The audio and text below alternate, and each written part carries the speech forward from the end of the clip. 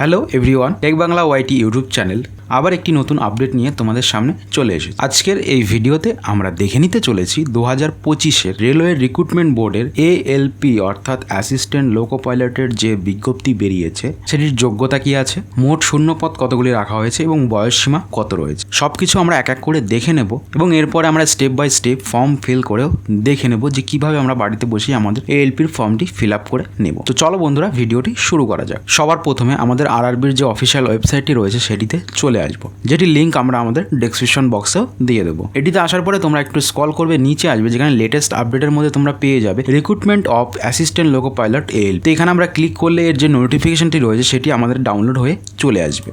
তো নোটিফিকেশনটি ডাউনলোড করে নেওয়ার পরে তোমরা স্ক্রল করবে, নিচে আসবে, নিচেই ওপেনিং ডেট দেওয়া রয়েছে অর্থাৎ 12 তারিখ থেকে তোমাদের ফর্মটি ফিল আপ অলরেডি শুরু হয়ে গেছে এবং এর ক্লোজিং ডেট রয়েছে 11/5/25 রাত 11:59 এবং last date of fees payment অর্থাৎ পেমেন্ট করার জন্য লাস্ট টাইম দেওয়া হয়েছে 13/5/25 অর্থাৎ আরও 2 দিন বাড়ানো হয়েছে পেমেন্ট করার জন্য। এবং এর যে মডিফিকেশান লিঙ্ক অর্থাৎ তোমরা ফর্ম ফিল আপ করার পর যদি কোনো ভুলভ্রান্তি করে থাকো সেক্ষেত্রে তোমরা 14 তারিখ থেকে 23 তারিখের মধ্যে তোমাদের কারেকশন উইন্ডো ওপেন থাকবে, তার মধ্যে তোমরা কারেকশন করে নেবে যদি কারো ভুলভ্রান্তি হয়ে যায়। তো ভিডিওটি ফার্স্ট থেকে লাস্ট অবধি দেখো, আশা করছি কারো ভুলভ্রান্তি হবে না। এরপরে পোস্ট দেওয়া হয়েছে assistant loco pilot ALP level 2, যার ইনিশিয়াল পে রয়েছে 19,900, মেডিকেল স্ট্যান্ডার্ড রয়েছে A1 এবং এর এজ 1/7/2025-এ দেওয়া হয়েছে 18 থেকে 30 বছর এবং টোটাল ভ্যাকান্সি রয়েছে 9,970। এরপরে ফটোগ্রাফের ব্যাপারে বলা হয়েছে, যেখানে বলা হচ্ছে not older than 2 months with respect to closing date for submission of online application. অর্থাৎ তোমরা চেষ্টা করবে 2 মাসের মধ্যেকার ফটো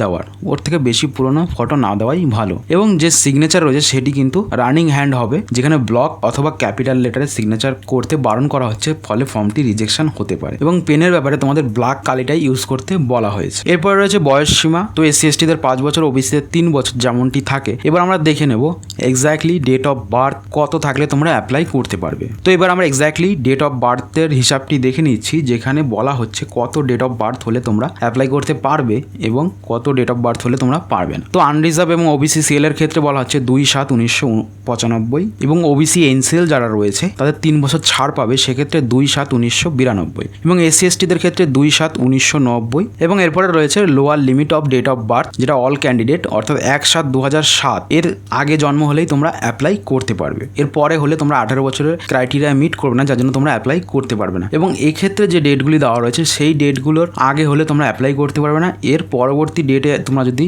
জন্মগ্রহণ করো সেক্ষেত্রে তোমরা অ্যাপ্লাই করতে পারবে।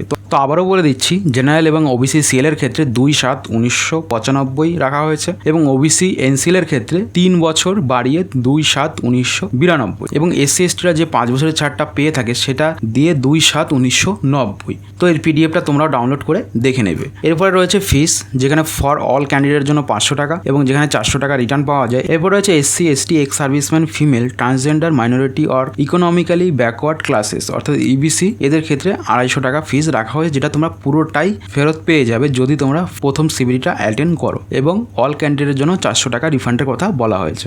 এরপরে 19 নম্বর পেজে তোমাদের রয়েছে কোয়ালিফিকেশন অর্থাৎ কি যোগ্যতা থাকলে তোমরা ALPতে অ্যাপ্লাই করতে পারো। প্রথমটি রয়েছে মাধ্যমিক পাস এবং সাথে NCVT অথবা SCVT থেকে তোমাদের ITI করতে হবে, যেখানে ট্রেডগুলো দেখে নাও, ফিটার, ইলেকট্রিশিয়ান, ইনস্ট্রুমেন্ট মেকানিক, এছাড়াও আরও অনেক কটি ট্রেড রয়েছে, তোমরা স্ক্রিনশট নিয়ে দেখে রাখতে পারো। এরপরে রয়েছে মাধ্যমিক সাথে অ্যাক্ট অ্যাপ্রেন্টিসশিপ। এরপরে রয়েছে মাধ্যমিক সাথে তোমাদের 3 বছরের ডিপ্লোমা, যেখানে ট্রেডগুলো দেওয়া রয়েছে। তো এই ছিল তোমাদের যোগ্যতা ALPতে অ্যাপ্লাই করার জন্য। এরপরে 20 নম্বর পেজে তোমাদের RRB জোন ভিত্তিক ভ্যাকান্সি দেওয়া রয়েছে। তো আমরা এটাকে পেজটাকে একটু জুম আউট করে দিচ্ছি যাতে তোমরা পুরোটা স্ক্রিনশট নিয়ে রাখতে পারো এবং দেখে নিতে পারো কোথায় কতগুলি ভ্যাকান্সি রয়েছে। তো যার মধ্যে আজমিরে কিন্তু ভালো ভ্যাকান্সি রয়েছে, NWR 679 এবং WCR 141টি, প্রয়াগরাজেও 508টা সিট রয়েছে, ভুবনেশ্বরে 908টা রয়েছে, ভোপালেও 618টা রয়েছে, এরপরে তোমাদের বিলাসপুরেও 568টা রয়েছে, এরপরে কলকাতায় 262, সাউথ ইস্টার্নে এবং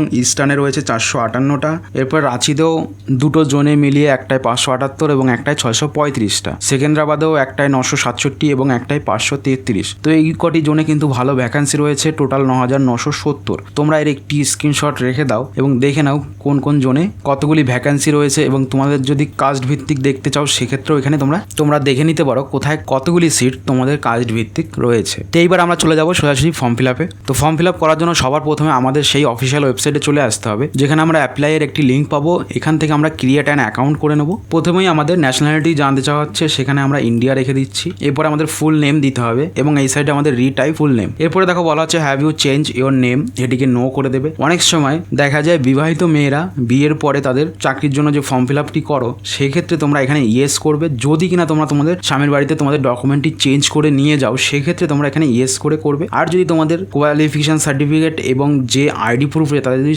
সেম নাম থাকে, তাহলে করার দরকার নেই, সেক্ষেত্রে তোমরা নোই রেখে দেবে। এটি শুধুমাত্র তাদের জন্যই প্রযোজ্য যারা নাম চেঞ্জ করেছে। এরপরে ডেট অফ বার্থ দিতে হবে। এরপরে তোমাদের জেন্ডারটি এখান থেকে সিলেক্ট করবে। এরপরে বাবার নাম এবং এরপরে মায়ের নাম। এরপরে ইমেল আইডি রয়েছে এবং এরপরে মোবাইল নাম্বার। তো দুটো দেওয়ার পরে এখান থেকে জেনারেট ওটিপি করে তোমাদের ওটিপিটি ভেরিফাই করে নিতে হবে। এরপরে তোমাদের আধার নাম্বার দিতে বলা হচ্ছে। তো আধার নাম্বার দেওয়ার পরে তোমরা এখান থেকে জেনারেট আধার ওটিপি করে নিয়ে ভেরিফাই করে নিতে হবে। এরপরে আধার ভেরিফাই করার জন্য আমাদের কাছে আরেকটি অপশন আসবে, যেটি ফিঙ্গারপ্রিন্ট ভেরিফিকেশন। তো এটি তোমরা অ্যাভেলেবল পাবে না, তোমাদের মোবাইল নাম্বার দিয়েই ভেরিফাই করতে হবে। এটা যেহেতু আমাদের সাইবার ক্যাফে সিএসসি সেন্টার, তার জন্য এই অপশনটি আমরা পাচ্ছি। তো এটা আমরা তখনই ইউজ করি যখন দেখি কোনো ক্যান্ডিডেটের আধার কার্ডের সাথে মোবাইল নাম্বারটি লিঙ্ক নেই। সেক্ষেত্রে আমরা ফিঙ্গারপ্রিন্ট ভেরিফিকেশন করে তার আধারটিকে ভেরিফাই করে দিই এবং তার ফর্ম ফিল আপটি আমরা সেই মুহূর্তেই করতে পারি, যাতে তাকে আবার মোবাইল নাম্বার লিঙ্ক করার জন্য ওয়েট না করতে হয়। এরপরে তোমরা এই চেকবক্সে টিক করে দেবে এবং এখানে একটি পাসওয়ার্ড সেট করবে এবং I am not a robo এটিতে ক্লিক করে preview and create an account এটিতে ক্লিক করার পরে তোমাদের যে অ্যাকাউন্ট প্রিভিউটি আছে সেটি দেখে নেবে এবং সাবমিটে ক্লিক করে দেবে। অ্যাকাউন্টটি ক্রিয়েট করার পরে আমরা হোম পেজে চলে এসেছি। এবার আমরা অ্যাপ্লাই লিঙ্কে ক্লিক করব এবং অলরেডি হ্যাভ অ্যান অ্যাকাউন্ট এটিতে ক্লিক করে নেব।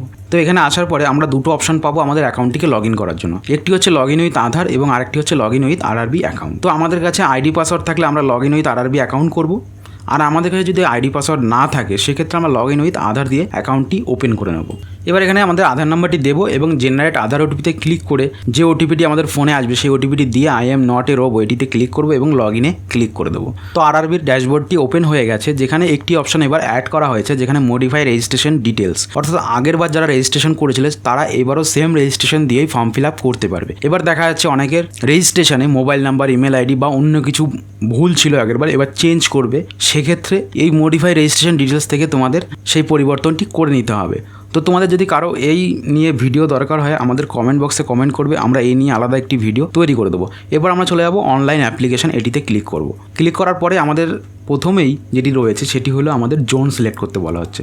তো আমরা এখান থেকে এবার জোনটা সিলেক্ট করে নেব এবং ডিক্লারেশনে টিক করে দেবো এবং নেক্সটে ক্লিক করে দেবো। তো এরপরে আমাদের পার্সোনাল ডিটেলস যেগুলি আমরা রেজিস্ট্রেশন সময় দিয়েছিলাম সেগুলো চলে আসবে। আমরা একটু স্ক্রল করে নিচে আসবো এবং এখান থেকে আমাদের কিছু ডিটেলস এবার ফিল করতে হবে। এরপর তোমার ম্যারিটাল স্ট্যাটাস জানতে চাওয়া হচ্ছে, সেটি তোমরা এখান থেকে ম্যারিড না আনম্যারিড দেবে। এরপর রিলিজিয়ান রয়েছে, যার যে ধর্ম সেটি দিয়ে দেবে। এরপরে মাদার টাং রয়েছে। এরপরে যে choice of language of examination, তো অর্থাৎ তোমরা তোমাদের যে ভাষায় পরীক্ষা দিতে যাও সেটিতে টিক করবে এবং এখানে তোমাদের দুটো আইডেন্টিফিকেশন মার্কস দিতে বলা হচ্ছে, অর্থাৎ তিল বা কাটাছেঁড়া দাগ যেগুলো রয়েছে তোমাদের সেগুলো এখানে দিতে হবে। এরপর রয়েছে কমিউনিটি ডিটেলস, যেখানে তোমার কমিউনিটি সিলেক্ট করতে হবে। তো তোমরা এখানে যে কাস্টের থেকে বিলং করো সেই ড্রপ ডাউন থেকে সেই কাস্টটি সিলেক্ট করে নেবে। তো আমরা এসসিটা দেখাচ্ছি, এসসি এখানে আমরা সিলেক্ট করেছি। এবার এখানে নেম অফ দ্য কাস্ট, এরপরে সার্টিফিকেট নাম্বার দিতে হবে। এরপরে বলা হচ্ছে কমিউনিটি সার্টিফিকেট ইস্যুইং অথরিটি। তো তোমাদের সার্টিফিকেট যেখান থেকে ইস্যু করা হয়েছে সেটি ড্রপ ডাউন থেকে সিলেক্ট করবে এবং এখানে ডেট দেবে এবং এখানে এসসি এসটি হলো ট্রাভেল পাসের জন্য তোমাদের এখানে জানতে চাবে, তোমরা এখানে ইয়েস করবে। এরপরে তোমাদের অ্যাড্রেস যেটি আগেরবার দিয়েছিলে সেটি শো করা হবে। যদি তোমরা চেঞ্জ করতে চাও সেক্ষেত্রে এখান থেকে তোমরা চেঞ্জ করে নিতে পারো। এরপরে জানতে চাচ্ছ তোমরা এক্স সার্ভিসম্যান কিনা, সেক্ষেত্রে তোমরা ইয়েস করবে, না হলে নো করবে। এরপর রয়েছে ইবিসি সার্টিফিকেট আছে কিনা তোমাদের, যদি থাকে তাহলে ইয়েস করবে, না হলে নো করবে। এরপরে জানতে চাওয়া হচ্ছে details of serving railway applicant, অর্থাৎ তুমি যদি অলরেডি রেলের চাকরি করে থাকো সেক্ষেত্রে এখানে ইয়েস করবে এবং তোমার সার্ভিসের কিছু এন্ট্রি কিন্তু এখানে করতে হবে। আর যদি তোমরা সার্ভিস না করে থাকো রেলওয়েতে সেক্ষেত্রে এটি নো করবে। এরপরে কারেন্ট এমপ্লয়মেন্ট ডিটেলস, যদি তোমরা বর্তমানে কোথাও কাজ করে থাকো সেটি যদি এখানে আপডেট করতে চাও করতে পারো, না হলে এটি নট অ্যাপ্লিকেবল করতে পারো। এরপরে বলা হচ্ছে যদি তোমাদের অ্যাপ্রেন্টিস থাকে সেক্ষেত্রে তোমরা এখানে এন্ট্রি করতে পারো, না থাকলে এখানে নো করে দেবে। এরপর রয়েছে ব্যাঙ্ক ডিটেলস, তো আগে যে ব্যাঙ্ক ডিটেলসটি দিয়েছিলে সেটি এখানে থাকবে। আর যারা নতুন রয়েছে তারা এখানে তাদের প্রথমে ব্যাঙ্ক ডিটেলস যা দিচ্ছ তার নাম, অ্যাকাউন্ট নাম্বার এবং আইএফএসসি কোড দিয়ে কনফার্ম করবে। দেখবে তোমাদের ব্রাঞ্চ নামটি শো করা হবে। তারপরে তোমরা এখান থেকে সেভে ক্লিক করে তারপরে তোমরা নেক্সটে ক্লিক। তো সেভে ক্লিক করলে কী হবে, যদি আনফর্চুনেট তোমাদের পেজটি লগ আউট হয়ে যায় সেক্ষেত্রে তোমরা এই অবধি সেভ অবস্থায় পাবে, তাহলে আবার প্রথম থেকে তোমাদের সেভ করতে হবে না। এই জন্য প্রত্যেকটি স্টেপে তোমরা সেভ করে নেবে এবং পরবর্তীতে গিয়ে নেক্সটে ক্লিক করবে। এরপরে রয়েছে এসেনশিয়াল কোয়ালিফিকেশন, অর্থাৎ তোমাদের যে কোয়ালিফিকেশনটি রয়েছে সেগুলো অ্যাড করবে এক এক করে। প্রথমে মাধ্যমিক অ্যাড করে নেবে, এরপরে আইটিআই, যাদের ডিপ্লোমা রয়েছে তারা ডিপ্লোমা অ্যাড করে নেবে, নিয়ে তারপরে তোমরা নেক্সটে ক্লিক করবে। এরপরে এখানে আমাদের ফটো এবং সিগনেচার আপলোড করতে হবে। তো আগেরবার কিন্তু ফটো এবং সিগনেচার আপলোডের সাইজটি একটু কম ছিল, যার জন্য অনেকের ফটো এবং সিগনেচার আপলোড করতে অনেক সমস্যা হচ্ছিল। এবার কিন্তু সেটিকে একটু বাড়িয়ে করা হয়েছে। ফটোটির ক্ষেত্রে রাখা হয়েছে 100 কেবির থেকে 150 কেবি এবং সাইনের ক্ষেত্রে করা হয়েছে 30 কেবির থেকে 49 কেবি। তো ফটো আর সিগনেচার দিয়ে তোমরা এখান থেকে সেভ করে নেক্সটে ক্লিক করে দেবে। এরপরে তোমরা যে জোনে অ্যাপ্লাই করছো সেই জোনে যদি একটি ডিভিশন থাকে তাহলে একটি অপশান আসবে, এবং যদি তোমাদের সেই জোনে 2 বা 3টে ডিভিশন থাকে তো সেক্ষেত্রে 1, 2, 3 করে পরপর আসবে। তো তোমরা প্রথম যেটিকে চুজ করতে চাচ্ছ সেটিকে প্রথমে রাখবে এবং দ্বিতীয়টিতে যেটিতে চুজ করতে চাচ্ছ সেটিকে দ্বিতীয়তে রেখে দেবে। এরপরে তোমাদের CBT 2 এর জন্য এক্সামের জন্য যে ট্রেডটি নিয়ে তোমরা আইটিআই অথবা ডিপ্লোমা করেছো সেই ট্রেডটি এখান থেকে সিলেক্ট করে নেবে এবং এখানে দুটো ডিক্লারেশন পাবে, সেটিতে টিক করে দেবে এবং তোমার প্লেস লিখে দেবে এবং এখান থেকে প্রিভিউ অ্যাপ্লিকেশনে ক্লিক করে দেবে। এরপরে তোমাদের সামনে পেমেন্টের পেজটি রিডাইরেক্ট হয়ে আসবে। তোমরা এখান থেকে পে উইথ SBI পে এটিতেই ক্লিক করবে। এরপরে তোমাদের সামনে পেমেন্ট পেজটি ওপেন হয়ে যাবে। তোমরা ডেবিট কার্ড বা ক্রেডিট কার্ড অথবা ইন্টারনেট ব্যাঙ্কিং অথবা UPI যে কোনো একটির মাধ্যমে তোমাদের পেমেন্টটি করে নেবে। পেমেন্টটি করার পরে তোমাদের সামনে এরকম একটি পেমেন্ট রিসিপ্ট চলে আসবে, যেটি তোমরা একটি প্রিন্ট আউট নিয়ে নেবে এবং এখান থেকে ব্যাকে ক্লিক করে দেবে।